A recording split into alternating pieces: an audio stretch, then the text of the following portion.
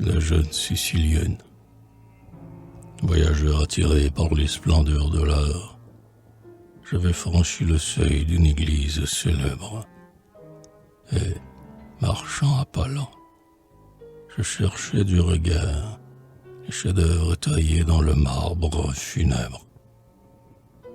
J'admirais les tombeaux, les lampes d'or massif qui brûlent nuit et jour devant le tabernacle. Leur discrète lueur m'avait rendu pensif, comme un croyant qui tremble à la voix d'un oracle.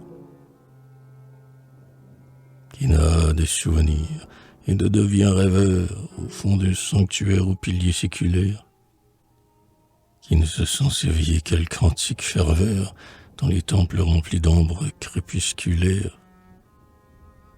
Je songeais qu'autrefois des milliers de mortels, pèlerins accourus de lointaines contrées, s'étaient agenouillés aux pieds de ces autels, dont je considérais les parures sacrées.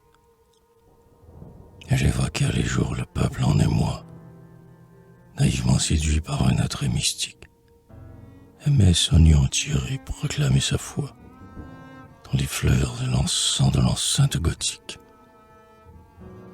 L'église était déserte, et le bruit de mes pas retentissait longtemps sur la dalle sonore.